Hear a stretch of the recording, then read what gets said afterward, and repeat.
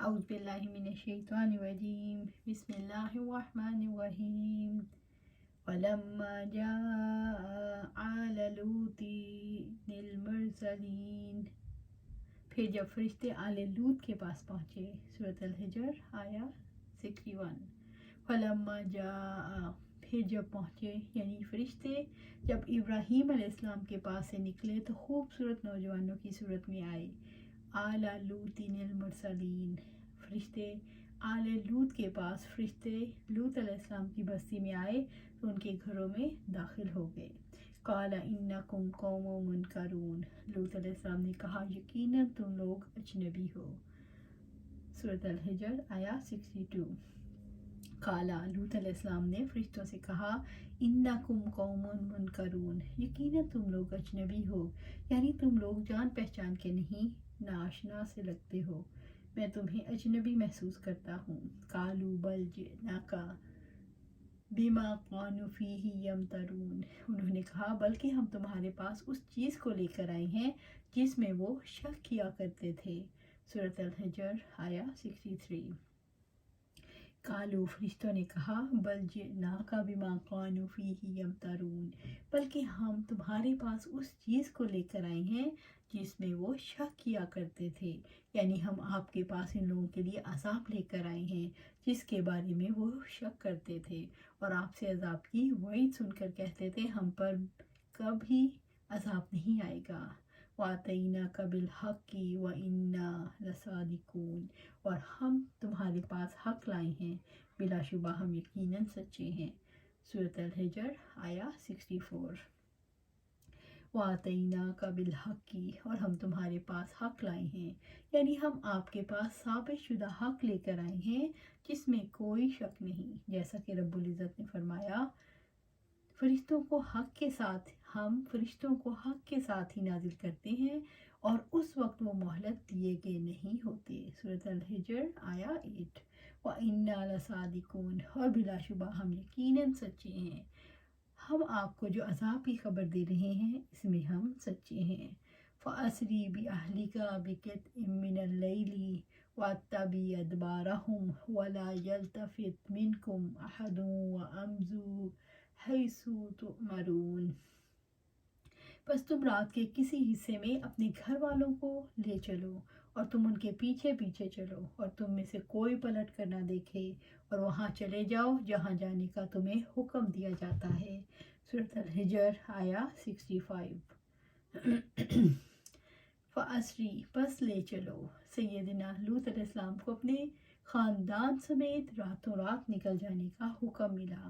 بِقِطْعٍ مِّنَ اللَّيْلِ، ایک حصے میں رات کے، یعنی رات کا کچھ حصہ گزر جانے پر سب نکل جائیں. وَاتَّبِعْ أَدْبَارَهُمْ، اور پیچھے چلو ان کی پشتوں کے، یعنی آپ ان کے پیچھے چلیں اور باقی لوگ آگے چلیں تاکہ ان کی حفاظت ہو سکے.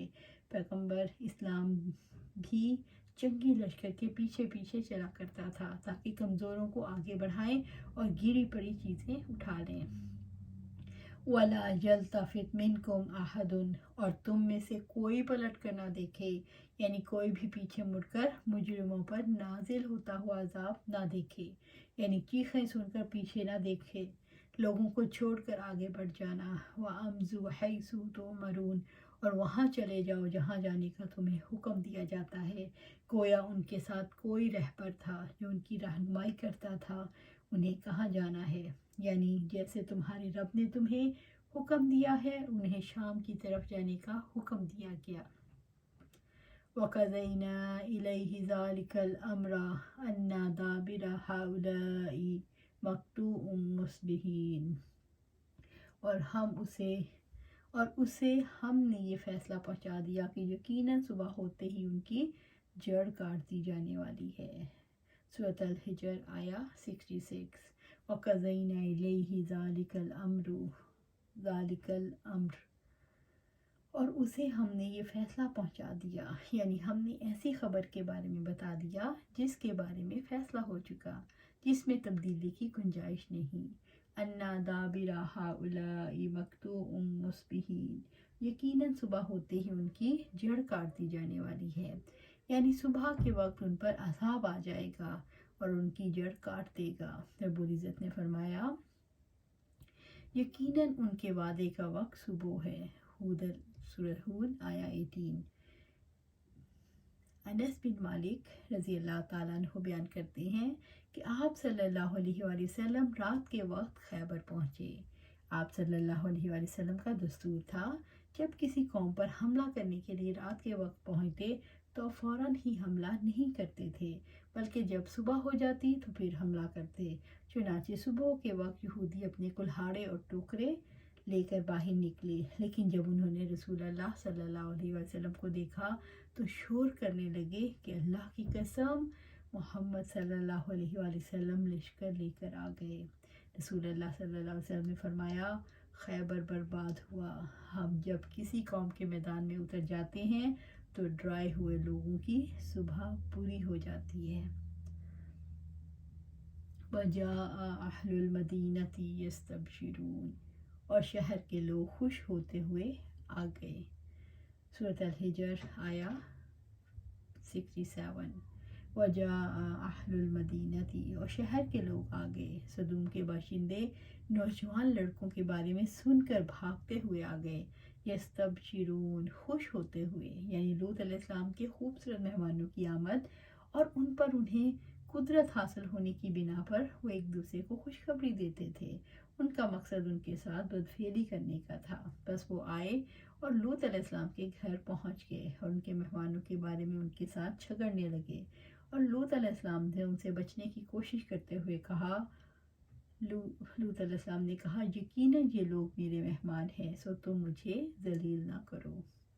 قال ان هؤلاء ضیفی فلا تفضحون، لوط علیہ السلام نے کہا یقیناً یہ لوگ میرے مہمان ہیں، سو تم مجھے ذلیل نہ کرو۔ سورۃ الحجر آیا 68۔ ان هؤلاء ضیفی فلا تفضحون، یقیناً یہ لوگ میرے مہمان ہیں، یعنی یہ خبر لانے والے فرشتے میرے مہمان ہیں، سو تم مجھے ذلیل نہ کرو، یعنی بے حیائی کا مطالبہ کر کے مجھے رسوا نہ کرو، اللہ سے ڈر جاؤ۔ واتقوا اللہ ولا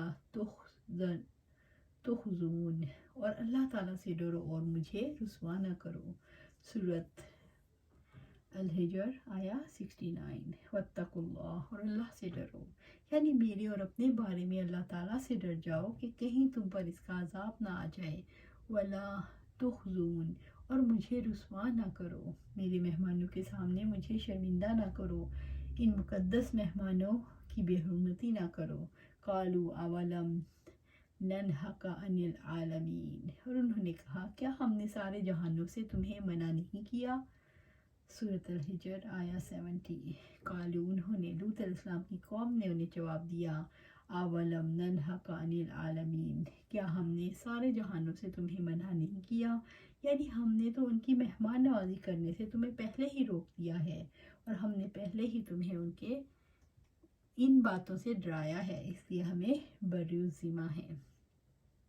اللہ سبحانہ تعالیٰ سے دعا ہے کہ اللہ سبحانہ تعالیٰ میں ہمیں ہدایت دے، اللہ سبحانہ تعالیٰ ہمیں ہدایت دے، نیک راستے پر چلائے، اور یہ کب ہوگا جب ہم قرآن و سنت پر عمل کریں گے۔